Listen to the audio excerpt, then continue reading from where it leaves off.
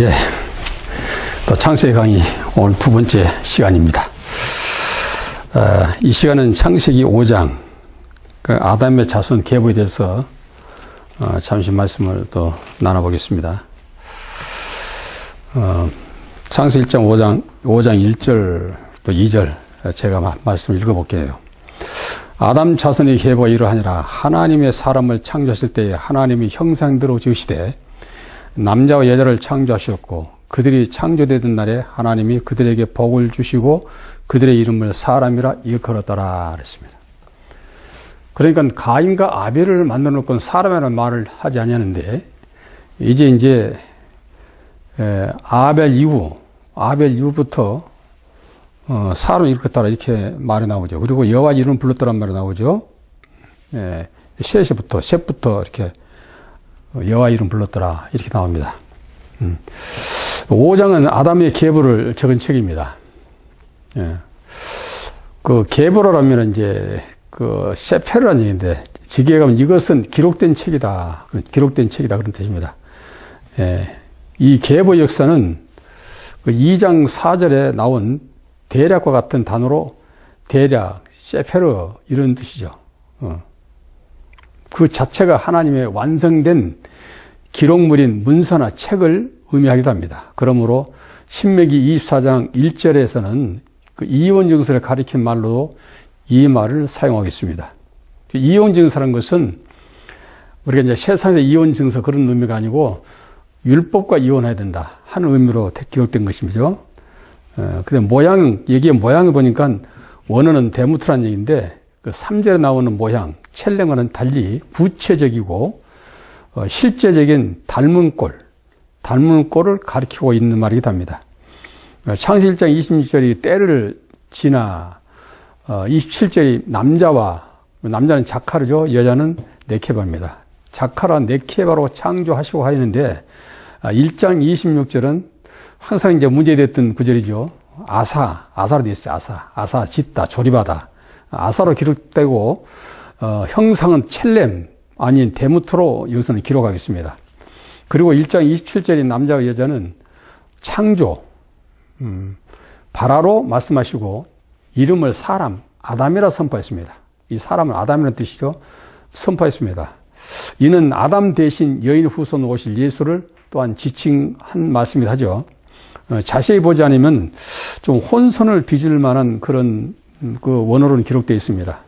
아담이 셋을 낳은 후에 800년을 지내며 자녀를 낳았다 했는데 셋은 세트란 이름이죠. 세트란 이름인데 놓였다는 뜻이죠. 뜻으로 아벨 대신 셋을 그 자리에 놓았다 그런 의미도 됩니다. 셋이 세트란 얘기인데 아벨 대신 셋을 낳았다 이렇게 또 보시면 좋을 것 같습니다. 아담은 셋을 낳은 후 800년 지내며 자녀를 낳았다 기록하는데 8이라는 수의 개념은 부활을 뜻하는 의미로 우리 인생에 한 번 죽는 것은 사람이 정하신 것이다. 그러나 그 후에는 반드시 심판이 있다라고 히브리서 9장 27절에 우리가 말씀하고 있죠. 여기 이제 향수했단 말이 나옵니다. 죽었단 말이 아니라 향수했다 이렇게 나오는데 향수라면 욤 그렇게 돼 있어요. 온전한 날 하루를 뜻합니다. 그 욤은 온전한 날 하루. 그러니까 향수했다는 얘기는 하나님께서 정해 주신 그 연수를 온전히 다 마쳤다 그런 의미가 됩니다. 그게 향수죠. 즉 하나님 안에서 한 날을 뜻하는데 이 땅에서 얼마나 살든지 그 기간이 하나님 안에서 사는 것을 한 날로 살았다 그런 뜻이에요. 이 땅에 100년, 200년 그게 문제가 아니고 100년, 1000년 살았다 할지라도 하나님이 정하신 시간 안에서 온전히 살았다 그래서 향수 그렇게 우리가 알고 있으면 되겠습니다. 베드 3장 8절에 보니까 이런 말씀 나오죠. 죽겠는 하루가 1000년 같고 1000년이 하루 같은 이 한 가지 잊지 말라. 이것은 한 가지 잊지 말라는 얘기는 반드시 기억해야 될 것이다. 그런 얘기죠. 그러니까 우리가 알고 있는 시간적인 개념과 하나님의 시간 개념은 전혀 다르다는 얘기죠. 우리가 1000년이라는 하루가 하나님 볼 때는 하루라는 얘기죠.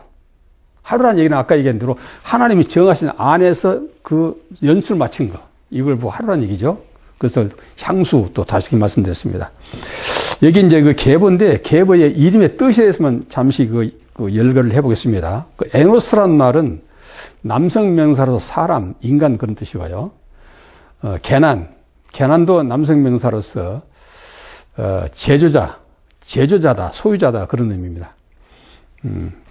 그 다음에 이제 말할래, 하나님께 찬양한다. 또 야렛은 하강이라는 얘기인데 성령 강림을 의미합니다. 야렛이란 말은 성령 강림을 의미하고도 있다. 또 에녹이란 말이 나오죠. 에녹이란 말은 여러분 이건 알고 계세요. 전수자라는 얘기입니다. 전수자. 아담의 7대 손으로 하나님과 동행한 사람이 바로 에녹입니다. 에녹이 하나님과 동행한 것은 바로 무두셀라를 낳고 나서 한순간도 하나님과 동행하지 않는 시간이 없었습니다. 바로 무두셀라는 이름 때문에 아마 에녹은 바로 하나님과 동행했을 것이다 라고 생각됩니다.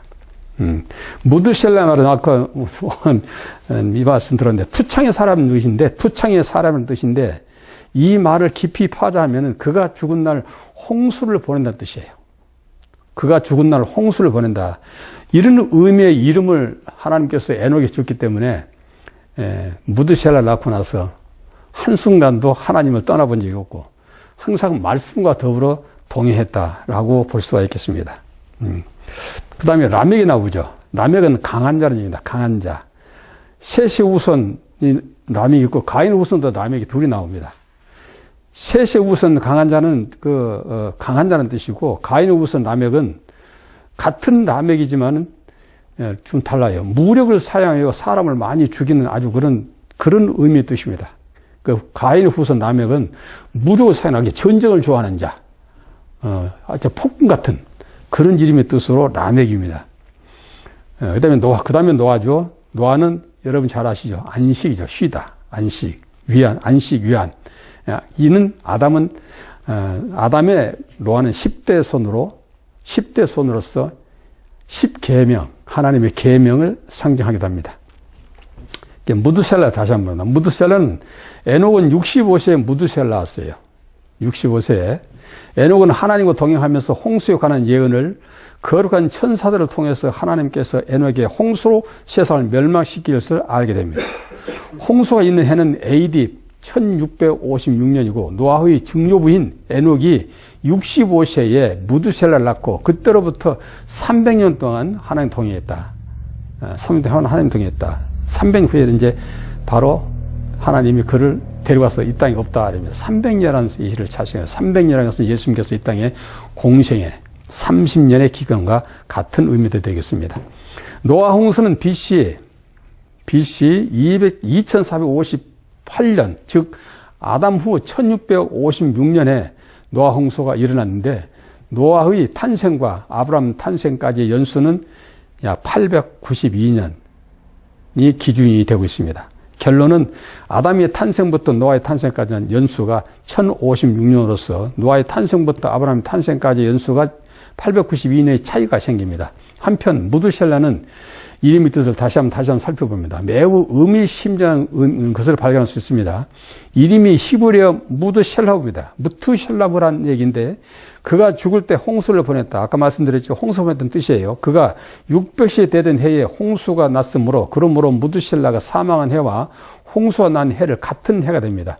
노아의 조부 무두셀라는 홍수가 나던 바로 그 해까지 살았을 것입니다. 홍수가 그해 2월 17일에 시작되었으므로 창세기 6장 11절에 무두셀라는 그 직전인 1월에 사망한 것이며 무두셀라는 이름에 중대한 예언을 포함하고 있었고 그 예언은 한치 착오도 없이 정확하게 이루어진 것을 볼 수가 있습니다. 하나님은 정확하시죠.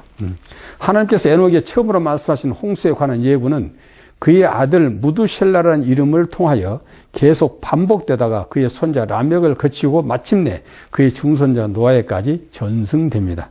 그러니 노아에게도 상당한 무두셀라의 이름, 홍수에 대한 얘기를 많이 했을 것이고 하나님께서 이런 사건을 통해서 이 땅에 홍수로 심판하게 될 것을 아주 밥 먹듯이 얘기했을 것입니다.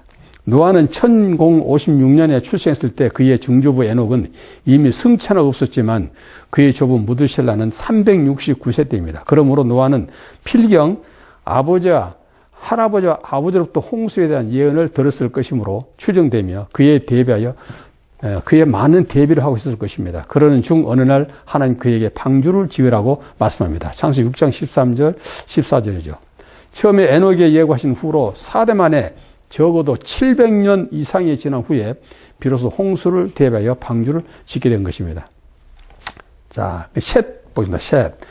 셋의 시조로, 셋으로 한 족보는 일단은 되고, 이제는 노아의 세 아들이 새로운 족속의 시조로 역사 전면에 등장하게 되며 향후 전개될 구속사를 이끌어가게 될 것임을 시사하겠습니다. 예, 이제 이거 6장에 가서 그렇게 나오죠. 시작하겠습니다. 노아에게는 셈과 야벳이라는 세 아들이 있습니다. 이제 5장 족보는 그냥 이 정도 끝내고 6장에 가서 홍수에 대한 얘기를 살펴보겠습니다. 이건 앞으로 닥칠 마지막 심판에 대한 하나의 그림자가 됩니다. 그래서 우리가 이 노아 홍수 사건을 잘 이렇게 살펴보고 이 말씀에서 우리에게 계시한 말씀이 무엇인지 잘 살펴본다면은 우리가 종말의 때 어떻게 준비할 것인가, 어떤 모습으로 어떤 환경이 됐을 때 하나님의 종말이 임할 것인가 하는 것을 더 자세히 알 수 있게 됩니다. 항상 하나님께서는 어떤 일이 벌어지든 간에 그중 선자가 미리 말하지 않고는, 아모스 3장 7절 나오죠. 미리 말하지 않고는 내가 일을 행하신 일이 없다 말씀했어요. 그러므로 이 노아 홍수를 통해서 마지막 때 종말의 심판이 우리에게 어떻게 임할 것인가 하는 것을 우리가 잘 안다면은 앞으로 말씀 전하는 데 큰 도움이 될 것이고 성경 보는 안목이 넓혀질 것이라고 생각됩니다. 노아에게는 셈과 함과 야벳을 낳습니다. 세 아들이 있습니다. 창세기 5장 32절이죠.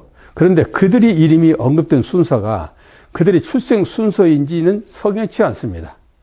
이 좀 석연치 않아요. 물론 이제 셈과 함과 야벳, 큰아들이 셈이고, 그 다음에 가운데가 함이고, 그 다음에 야벳, 이렇게 이제 알고 있는데, 요걸 자세히 원어를 살펴보면 좀 석연치 않은 부분이 있다고 말입니다. 셈은 이름 자체가 명성, 명예라는 뜻이죠. 명성, 명예입니다. 함은 검다, 뜨겁다, 그런 얘기예요. 그래서 이제 열대지방에 살다 보니까 얼굴이 검어지다고 뜨거지도 그런 의미도 되겠지만, 어쨌든 그 함이라는 이름 자체가 검다, 뜨겁다, 따뜻하다, 그런 의미를 갖고 있다랍니다. 야벳은 열다, 널리 퍼야라는 의미의 동사 파타에서 유래된 이름으로 열린, 널리 확장한이라는 뜻도 내포하고 있습니다. 우리가 10장 2절을 보면 이런 말이 있어요. 그런데 기원과 후손을 열거하고 그들의 거처는 2절을 보니까 그들의 거처를 바다로 언급하고 있으며 야벳부터 설명한 이유는 어디 있어요? 여기서는 10장 2절에서는 야벳을 먼저 얘기합니다. 그런데 왜 야벳을 먼저 얘기했을까? 순서가 셈, 함, 야벳인데 막내부터 얘기하고 있을까? 그 점은 생각해야 될다 그 말입니다. 10장 21절에 보면은 셈은 아벨 온 자손의 조상이요, 셈은 예벨의 온 자손의 조상이요, 야벳의 형이라 그에게도 자녀가 출생했으니 야벳의 형이라 기록하고 있으며 메사에서부터 스바르라는 가는 길인데 가는 길에서 시작하였다라고 언급하면서 홍수 후에 이들에게서 땅의 열국 백성이 나뉘었다고 말하고 있습니다. 조금 애매한 부분도 있습니다만은, 그리고 그들이 바벨을 쌓아 다시는 홍수로 흩어져 면하자 하는 것이 하나님 앞에서 불의하여 언어를 흩어버립니다. 이것이 하나님을 저버린 자들의 결과는 피차의 벙어리 됩니다. 말을 흩어졌다는 얘기는 피차에 말을 못 알아듣니까 벙어리죠. 전부 다 벙어리 되어버린 것입니다. 이것이 하나님을 떠나버린 자들의 말로가 바로 된 것이다. 우리가 언어가 통하지 않으면 생각을 갖출 수 없고, 마음을 알 수 없고, 뜻을 갖출 수 없고, 모든 것이 오해만 됩니다. 언어가 통하지 않으면 오해가 생기고, 분쟁이 생기고, 결국은 전쟁이 나겠죠. 언어 때문에 그렇게 됩니다. 셈족은 주로 페르시아, 아시리아, 아람, 그리고 아랍의 지역들을 차지하여 여러 민족을 이루었고, 마침내 자기 백성을 구원하는 메시아를 탄생시킴으로 그 조상의 이름이 의미처럼 명성을 떨치는 종족이 됩니다. 함족은 아프리카 대륙으로 내려와서 그 조상의 이름처럼 뜨거운 열대 기후에서 검게 살길에 타는 흑인이라는 칭호를 받게 됩니다. 야벳 족속은 소아시아와 지중해 북쪽 및 유럽의 전 지역으로 진출하여 여러 민족과 국가를 이루고 있으며, 이것은 야벳이라는 이름 의미 그대로 널리 넓게 확장되었다는 하는 의미를 그대로 이름대로 그들의 삶이 확장되어 가는 것을 볼 수가 있습니다. 이와 같이 성경에 등장하는 이름들은 때로는 예언적인 의미를 담고 있으며 때로는 그 이름이 주인공이 감당해야 할 사명 또한 운명적인 이름이기도 합니다. 이제 그들의 출생 순서를 살펴보면 셈, 함, 야벳 중에서 누가 마지고 누가 막내인가 하는 것을 다시 한번 살펴봅니다. 창세기 9장 24절을 보면은 노아의 작은 아들 함으로 지정했습니다. 노아의 작은 아들 함이래요. 물론 이제 우리가 알기로는 이제 함이 가운데죠. 작은 아들 함으로 지정하겠습니다. 다만 함이 중간이 막내인지 하는 것입니다. 작은 아들 했으니까 막내일 수도 있고 중간일 수도 있죠. 통례로서는 셈, 함, 야벳의 순서를 우리가 알고 있습니다. 셈과 야벳 중 누가 형인가 하는 문제를 제기하는 성경이 하나 있습니다. 그 개역개정판 성경 창세기 10장 21절에는 셈은 에벨 온 자손의 조상이요 그랬어요. 셈은 에벨 온 자손의 조상이요 야벳의 형이라고 번역되어 있는 성경을 근거합니다. 여기서 야벳의 형이라고 번역된 히브리어는 하이, 예페트, 하카돌, 아히란 얘기인데 누구누구의 형제라는 뜻이고 예페트는 야벳이며 하카돌은 큰 자, 마지를 의미합니다. 따라서 아예 예페트, 야벳의 형제라는 뜻인데 그런데 마지막 단어 하카돌, 큰 자, 마지가 바로 앞에 있는 예페드, 야벳을 수식하는지 아니면 하이 예페트, 야벳의 형제 즉 셈을 수식하는지가 분명하지 않다랍니다. 그래서 전자를 지지하는 사람들은 야벳을 형으로 생각하고 후자를 선호하는 이들은 셈을 형으로 설명하기도 한답니다. 참 애매하지 이런 것은. 그리하여 창세기 10장 21절은 다음과 같은 두 가지 뜻의 번역을 낳게 됐는데 셈은 에벨 온 자손의 조상이요 야벳의 형이라 그 얘기도 자녀가 출생하였으니 그렇게 말하고 있습니다.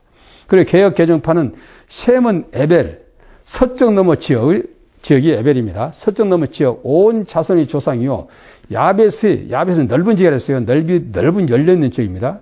넓게 열려있는 야벳의 지역은 형이라 야벳의 형이라 그렇게 말하고 있고 킴세스 흠정역은 셈은 에벨의 모든 자손의 조상이요 그 형 야벳의 동생이라 기록하겠습니다. 이러한 현상은 영어를 비롯하여 다른 언어로 된 역본들에서도 나타나는데 개역 개정판처럼 셈을 형으로 번역한 역본은 불가타역, 영어 표준역, 유대 출판협회역, 새 미국 표준 성경, 개역 표준형 등이 있고 야벳을 형으로 번역한 역본들에는 70인역과 루터 성경, 제임스 왕역, 문자적 번역, 새 국제역 등이 이렇게 기록되어 있습니다.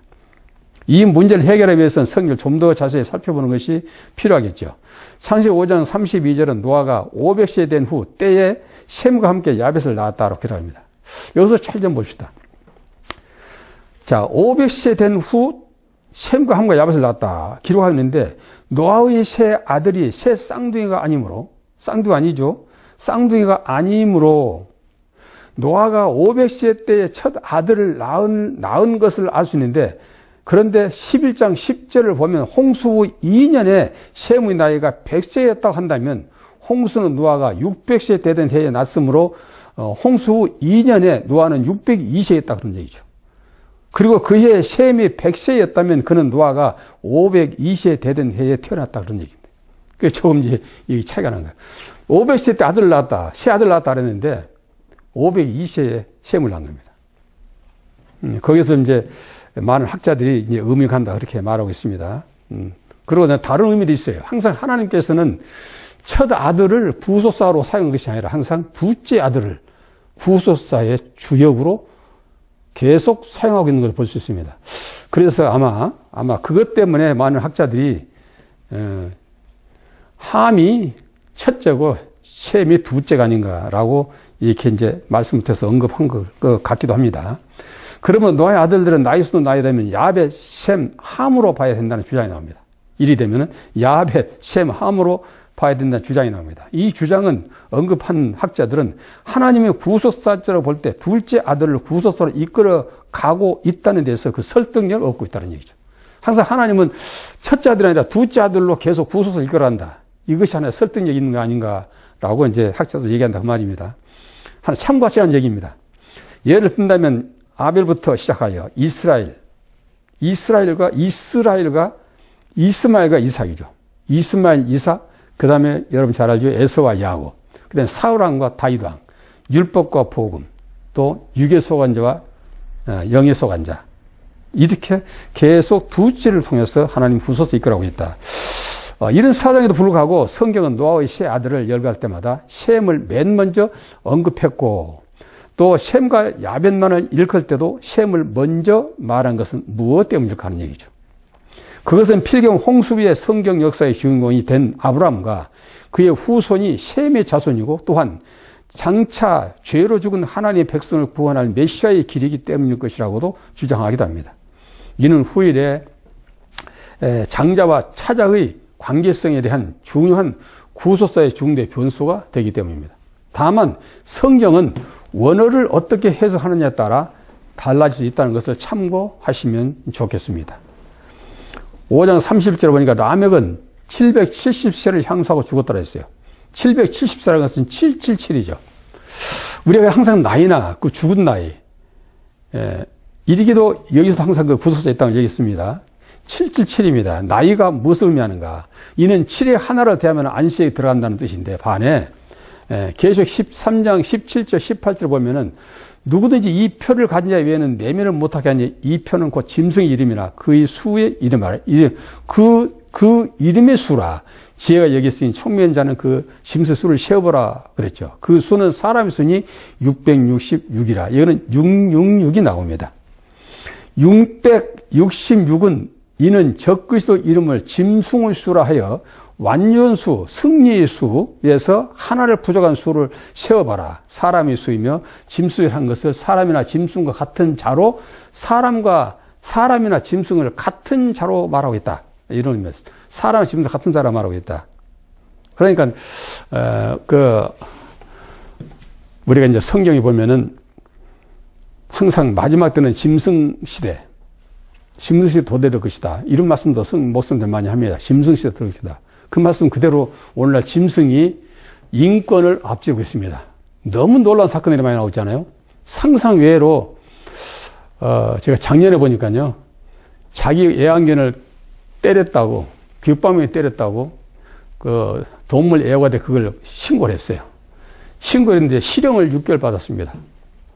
실형을 6개월 받았어요. 아마 자기 자식을 때렸어도 6개월 안 받을 것 같은데요. 근데 도대체 그 애완견을 때린 것이 뭐 때려 죽인 것도 아니고, 때렸다고 해서 그것을 신고했는데 6개월 실형을 받았다. 이거 도대체 인권이 어디 갔는지, 저는 그것을 수권, 짐승 숫자 수권이 인권을 앞질렀다. 그렇게 말하고 싶습니다. 이게 바로 짐승시대인가. 물론 이제 계속 성경에 계속 보면 짐승이 많이 나오죠. 사람의 모양, 사자의 모양, 독수리 모양, 송아지 모양 이렇게 나오죠. 짐승 모양이 나오는데, 짐승이 계속 거론된 것은 결국 성경의 짐승, 하나님 종교에 처하나 하나님 말씀을 깨닫지 못한 자는 짐승이기 때문에 결국 하나님 말씀을 깨닫지 못한, 하나님을 믿으면서도 하나님을 깨닫지 못하고 우상을 섬기는 모든 자들은 하나님께서 짐승으로 취급하겠다. 그런 의미도 되겠고, 물론 이제 예수님께서 오실 때부터도 떡집, 마구, 구유에 오셔서 짐승의 가죽옷을 입혀서 그 짐승으로 말미암아 예수님의 살과 피를 먹게 함으로 구속을 내려가는 그런 아주 모략적인, 하나님의 모략으로 되어가는 이런 말씀이 있기도 합니다만은, 어쨌든 지금 시대는 짐승 시대 같아요. 짐승 시대 같아요. 아주 너무 놀란데, 언제 한번 얘기 나면 모르겠어요.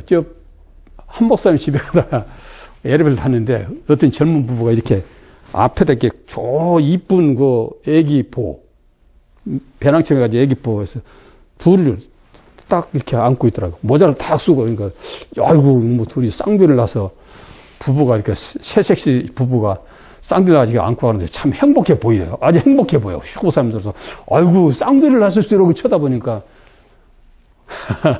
모자 속에 보니까 짐승이 들었어요. 두 마리 다 짐승입니다. 너무 놀랐어요. 그러면서 그들입니다. 아이고, 내 새끼.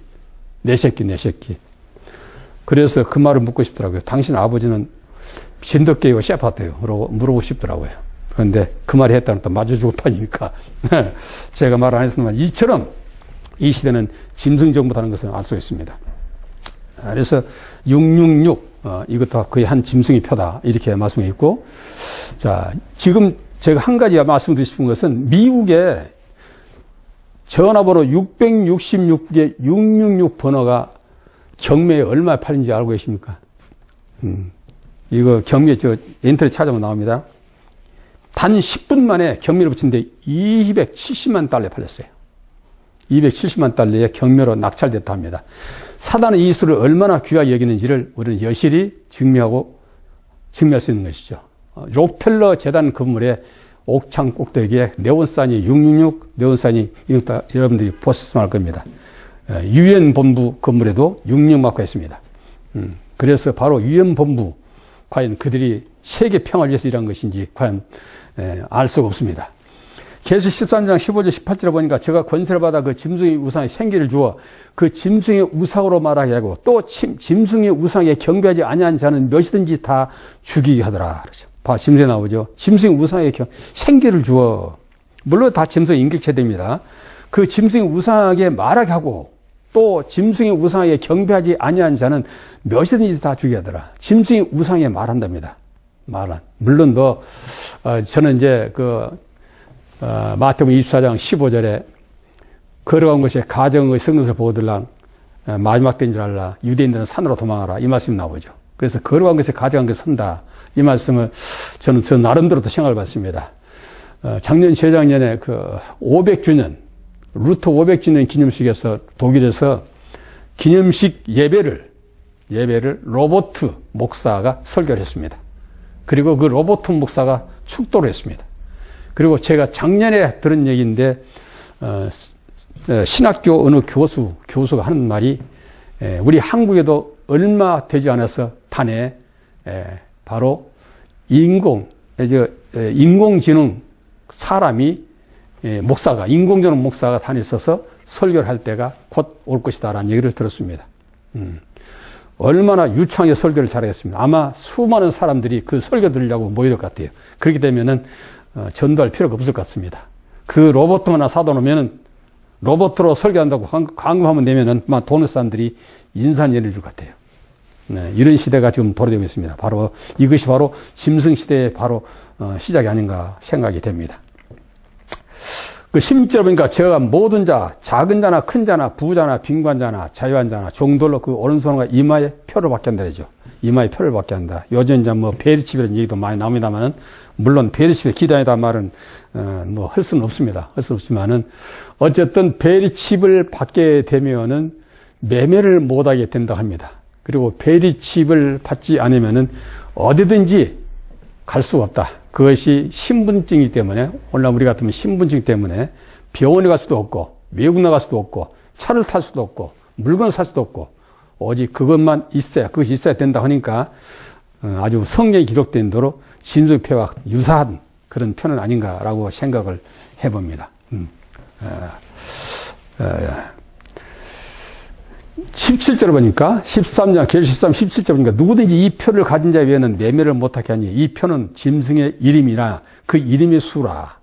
자, 지혜가 여기 있으니 총명의 자는 그 짐승의 수를 세어봐라. 그 수는 사람의 수니 666이라고 말씀하고 있습니다. 666. 666이라 했죠? 아까 666은 어떤 수라 했습니까? 666은,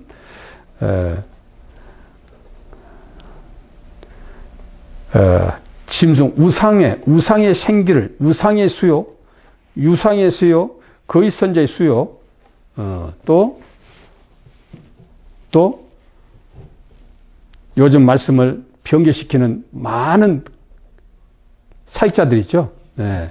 그런 수를 또 빗대서도 말할 수 있다. 이렇게 또 말한 분들도 있더라고요. 그래서 그것도 좀 일일이 있는 말다라고 얘기를 합니다. 물론 여기도 계속 강의는 아니니까 이쯤에서 이제 마칩니다.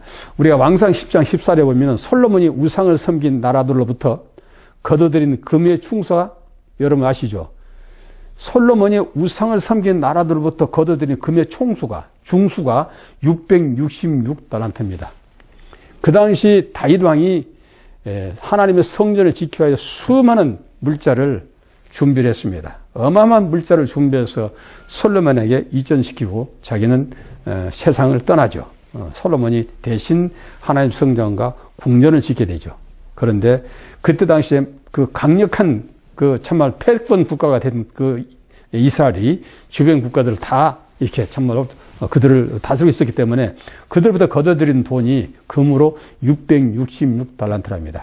660달란트면 대강 약 한 달란트는 34kg 돈이 금으로 34kg인데 그걸 한 20만 원 정도 치더라도 5,356억 달러, 6억 원 된다고요. 6억 달러야. 6억 달란트라고 합니다. 5,356억, 666, 그럼 5,356억이 돼요. 당시 솔로몬이 그가 소유한 부와 지혜로 영이 병들었으며 아버지 다윗이 부강한 나라를 물려받아 주위 나라들을 속국으로 두기에 많은 나라부터 조공을 거두어 드리게 된 것입니다. 공교롭게도 그 액수가 금 660달란트라는 것이죠. 그 위에도 많은 나라들이 솔로몬의 치세를 배우기 위하여 사신들이 줄을 이었는데 그들이 가지고 온 물품과 금이 줄을 이었다. 등이 셀 수 없는 돈이었다라고 말합니다. 나라가 병들고 국가가 혼란에 빠진 것은 이런 부와 영예를 관리하지 못한 결과입니다. 이런 천문학적인 부와 명예로 인하여 그는 하나님을 떠나 이방의 신을 받아들여 성전 안에 우상의 신전을 짓고 육체의 쾌락에 빠져 결국 그 아들 르호보암 때에 나라가 분열되는 비극을 연출하게 됩니다. 그때 아버지 다윗이 성전 건립비로 모아둔 금은 무려 10만 달란트요. 어마어마하죠? 10만 달란트, 은이 100만 달란트. 현 시세로 대강 어린 잡아서 계산해도 제가 계산해 봤으면 약 540조요. 금만 540조, 10만 달란트면 540조. 우리나라 빚이 천조라니까 우리나라 빚이 배나 많네요. 추산되면 이 외에도 자기 소유가 금이 4,500kg으로 금, 방패, 보석, 말 수천 필 이루 헤아릴 수 없는 돈과 지혜와 명예를 솔로몬은 가지고 있었습니다. 은은 성전뜰에서 굴러다닐 정도였으며 하니 하나님 말씀대로 이 부가 전무후무한 명성과 영화를 누렸다는 것을 입증하고도 남을 만합니다. 왕상 10장 10절에 11절에 보면은 시바 여왕의 예루살렘에 이르니 수원이라고 해서 수행하는 군대입니다. 군대가 힘이 많고 향품과 힘이 많아 금과 보석을 약대에 실었더라. 제가 금 120달란트와 힘이 많은 향품과 보석을 왕께 드렸으니 스바 여왕이 솔로몬에게 드린 것처럼 많은 향품이 다시 오지 아니하였더라. 금이 120달란트면 2176억 원입니다. 그 외에도 엄청난 많은 보석과 어떤 그 귀중품을 가져왔다는 향품을 가져왔다랍니다. 그런데 이처럼 시바 여왕처럼 이렇게 많은 것을 가져준 사람이 없었다. 그러니까 제일 많은 금액을 갖고 왔다 이렇게 말하고 있어요. 그래서 시바 여왕은 결국 갈 때 뭘 가져왔습니까? 물론 선물도 하면 좋겠지만 결국 시바 여왕이 노렸던 것은 그 솔로몬의 지혜를 요구했습니다. 이 지혜를 씨바지로 받았답니다. 씨바지로. 자식 얻었다 그 말입니다. 주니 이에 저가 그 신복도로 더불어 본국으로 돌아갔더라. 그리고 속국으로부터 해마다 금 666달란트를 거둬들인 것입니다. 매년요. 뉴욕의 중심부에 있는 록펠러 빌딩 아까 말씀드렸죠. 유엔본부 뒤 건물 옥상에 66마크가 부착되어 있습니다. 무엇을 상징했을까요? 세상 임금이 누구라 생각합니까? 사단은 세상의 부와 명예의 주역들입니다. 세상의 부는 사단의 소유물입니다. 탐내지 말고 있는 것을 조간 줄 알아라 하고 히브리 13장 5절에 말씀하고 있죠. 부자가 음부에서 철저하게 울부짖으면서 외치는 소리를 우리는 들으면서도 돈합니다. 돈합니다. 돈이 좋긴 좋죠. 그러나 돈도 구별해서 써야 되고 구별해서 사용해야 됩니다. 누가복음 10장 24절에 보면은 아버지 아브라함이요. 누굽니까? 누가복음 10장 24절은 부자와 나사로 사건입니다. 그 부자가 죽어서 이 땅에 살면서 연락하고 살다가 죽어서 음부에 떨어졌습니다. 그때에 아브라함이 있는 그 나사로를 보고 지금 부자가 아브라함 부른 자명인데요. 불러 가로되 아버지 아브라함이여 나를 국리 여기사 나사로를 보내 그 손가락 끝에 물을 찍어 내 혀를 서늘케 하소서 내가 이 불꽃간에서 고민하니다라고 말합니다. 이 내용은 잘 아시잖아요. 자기 집 대문간에서 거지로 살았던 나사로, 아브라함의 품에서 영화를 누리고 있을 줄을 그가 꿈엔들 알았겠습니까? 그의 인생은 한많은 저승의 삶을 살지 않았을 것입니다. 알았더란 말이죠. 우리의 신앙은 어디에 있습니까? 과연 우리는 부자처럼 연락을 원합니까? 나사로처럼 거지처럼 살더라도 믿음을 가지고 살기를 원합니까? 물 한 방울이 타는 목마름을 해결할 수 있다고 생각합니까? 물 한 방울이 그 타는 목마름을 해결할 수 있다고 생각하냐고 말이죠. 여기서도 깊은 생명의 목마름이 있습니다. 품에 있는 나사로의 그 손가락 끝에 있습니다. 아우토스, 즉 그 손가락 아우토스, 즉 가장 높은 권세자 구로라는 뜻입니다. 구로 그 말입니다. 그 나사로 그 말입니다. 가장 높은 권세자 그런 얘기인데 그걸 바로 아우토스 다클로스 디크론 이렇게 해놨어요. 거기다가 그는 땅에 있을 때 주를 진정 구조로 믿고 부르지 못했습니다. 이 말입니다. 그러나 지금이라도 내 혀가 천국의 방언으로 지금 물 한 방울을 나사로의 손끝에 찍어서 내 혀를 서른케 해달라는 그런 말은 그 물 한 방울이 갈증을 해결했다는 그런 의미가 아닙니다. 그런 의미가 아니고 지금 이제 음부에 떨어진 그 부자가 생각해 보니까 물 한 방울이 참 생명 말씀을 내가 먹고 입으로 시인하면 했더라도 얼른 와서 로마 10장 10절에 마음으로 믿어 의에 이루고 입으로 시인하여 구원에 이르라는 그 말씀처럼 그 물 한 방울의 생명이 진실한 말씀을 내가 말씀으로 받아먹고 그 말씀으로 입으로 토해서 증거했더라면 예수를 주로 그리스도로 증거했더라면 내가 이런 비참한 고통스러운 곳에 오지는 않을 것이다 하는 아주 참말로 슬픈 음성으로 하신 말씀입니다. 하는 말입니다. 이 말이. 물 한 방울에 자비를 해달라 이런 얘기입니다. 지금이라도 내 혀가 천국 방언으로 다시 말하면 지금 내가 이 혀로 물 한 방울 떨어뜨려 줬으면 즉 생명 말씀을 한 말씀을 줬어도 주는 그리스도 사실 하나님의 아들이라는 주의 고백 말씀을 줬더라도 그 말씀을 내가 깨달았더라도 말이죠. 깨달았더라도 그것을 내가 천국 방언도 가장 높은 권세자를 부르게 해달라는 뜻입니다. 그랬더라도 내가 이 입으로 권세자를 부를 수 있었을 것이다. 이 땅에서 부와 명예가 그의 믿음이었습니다. 그러나 그의 최후는 내가 하늘의 주인을 내 주로 부르지 못한 한을 말하고 지금 있다. 그 말이에요. 하나님의 주인 예수 그리스도를 내가 내 주로 부르지 못한 것이 내가 한이 되다. 그래서 한 맺힌 그 한을 풀기 위해서 그 물 한 방울의 자비를 내 혀에 좀 발라다오. 이런 의미가 되겠습니다.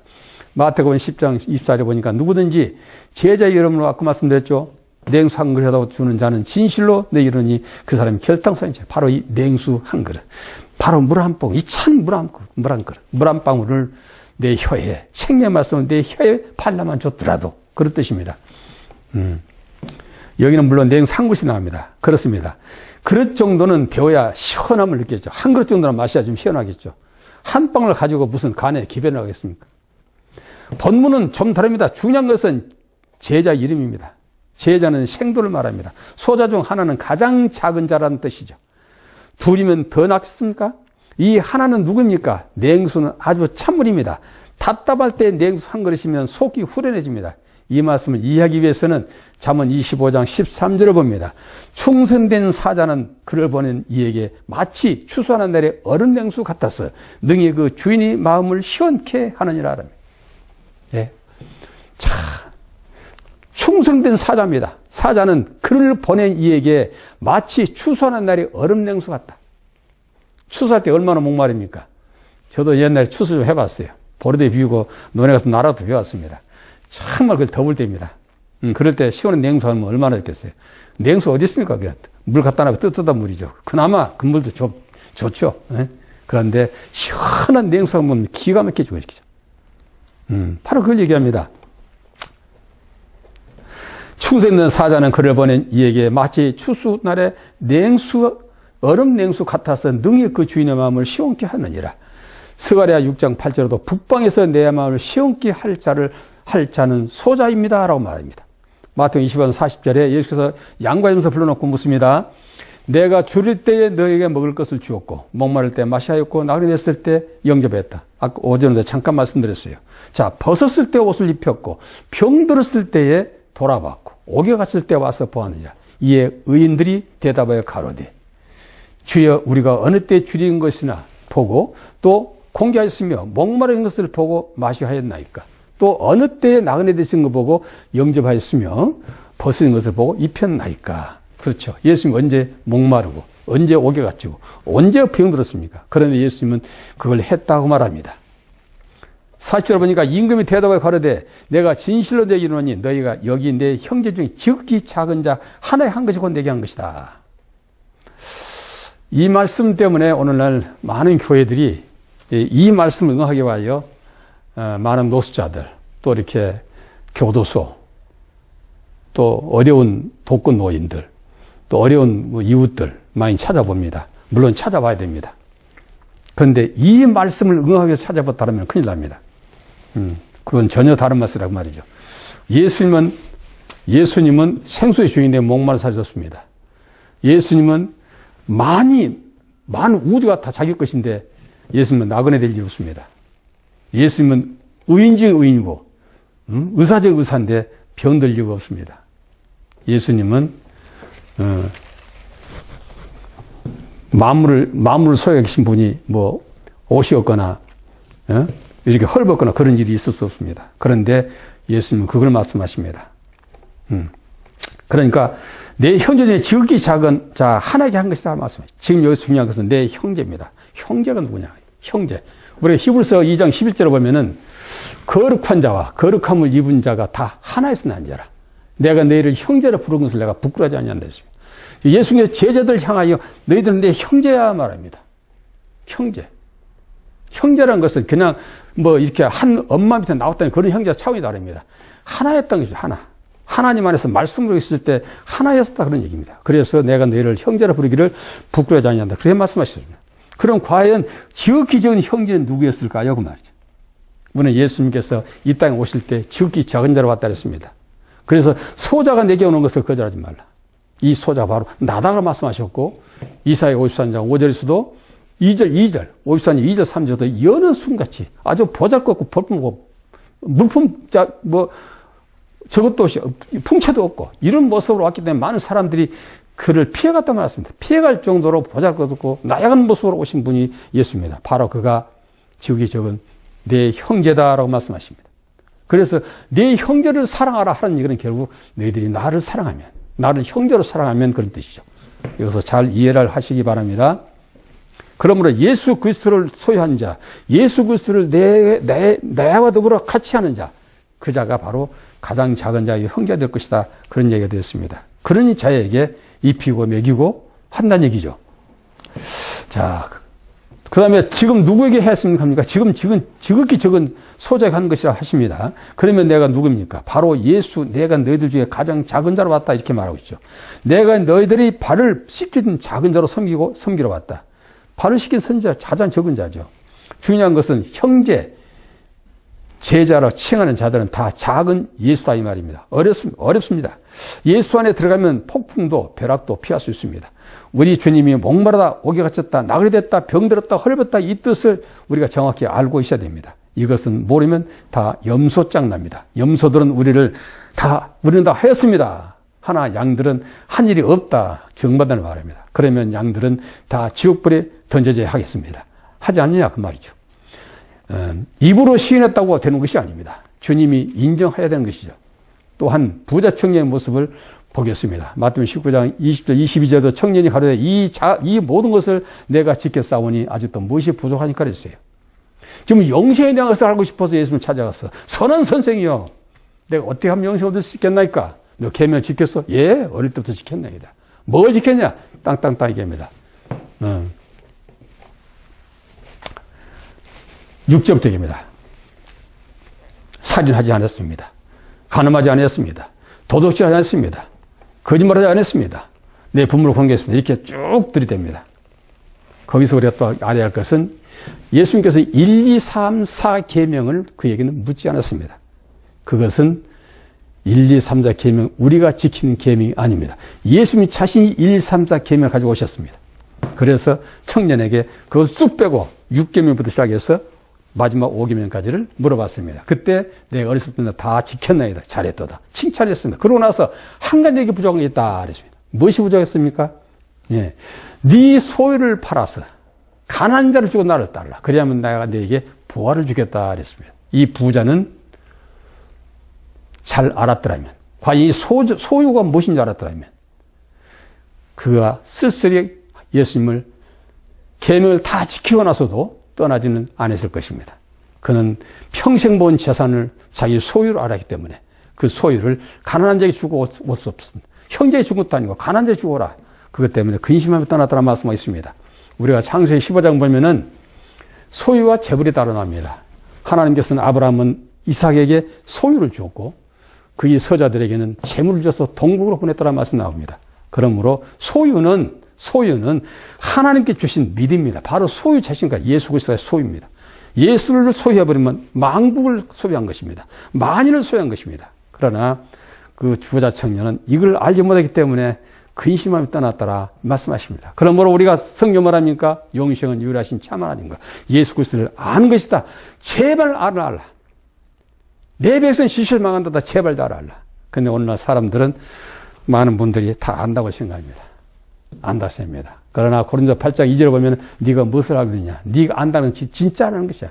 진짜리 알지 못하고 알 것을 알지 못하고 있다라고 성경 우리에게 말씀하겠습니다. 그러니 하나님 우리에게 비밀로 말씀하시고 비밀로 말씀하신 것을 계시와 말씀으로 또 연구해서 주신 말씀으로 풀지 아니하면은 하나님 말씀을 그 깊은 의미의 뜻을 알지 못한다고 성경은 우리에게 이야기하고 있습니다. 그러므로 신뢰한 것은 신뢰한 것으로 분별할 수 있다. 또 성경 그렇게 사도 바울을 통해서 우리에게 말씀하고 있는 걸 볼 수 있습니다. 우리가 여기서 가난하다는 것은 푸토코스입니다. 푸토코스. 우리가 이제 가난, 10년간 이제 복인 천국이 저기 것이요. 마태복음 5장에 산상수훈이 나옵니다. 자, 이 가난은 푸토코스 가난인데 가난하다 아주 빈곤한 아주 절대적인 가난입니다. 아주 상대적 가난이 있고 절대적인 가난인데 상대적 가난은 페네스라고 그래요. 페네스. 페네스라는 것은 상대적 가난은 내가 일하지 않아서 굶는 거예요. 일만 하면 얼마든지 밥 먹고 살 수 있어요. 얼마든지 내가 활동할 수 있어요. 그런데 일도 하기 싫고 가만 누워있으니까 먹을 수 없어 배고픈 것이죠. 이것이 페테스 상대적인 가난이라고. 절대적인 가난은 이 하나님의 영적인 가난입니다. 하나님, 절대적인 하나님께 나를 인도하지 않으면, 나에게 생명을 주지 않으면, 나에게 은혜를 주지 않으면 나는 절대로 구원을 이룰 수 없어. 나는 영생을 얻을 수 없어. 하는 것이 바로 절대적인 가난, 바로 푸토코스 가난을 의미합니다. 이 가난. 푸토코스는 자신의 힘과 능력으로 이 가난을 헤쳐나갈 수 없는 가난입니다. 그러나 페네스 가난은 힘써 일하면 허기를 달랠 수 있는 가난을 의미합니다. 힘써 일하면 허기를 달랠 수 있고 내가 먹고 살 수 있습니다. 이것을 하고 페테스 가난, 즉 상대적인 가난 이렇게 말합니다. 자, 우리는 어떤 가난을 갖고 있습니까? 다시 말하면 노래가면 살아갈 수 있는 상대적인 가난 상태를 말합니다. 요 6장 6절에 보면 살리는 것은 영이니 육은 무익하리라. 내가 내 이른 말이 영이요 생명이다 그럽니다. 자, 하나님 말씀이 영이요 생명이에요. 근데 하나님 말씀은 문자대로 풀게 되면 그걸 보고 간음이라 합니다. 세상과 벗대, 문자로 푸는 것은 세상과 벗된 자라 그랬어요. 야고보서 4장 4절에 보면 내가 세상에 벗대고 있구나. 바로 세상에 벗된 자는 바로 우상이다. 우상성인 것이다. 간음한 것이다. 이렇게 말합니다.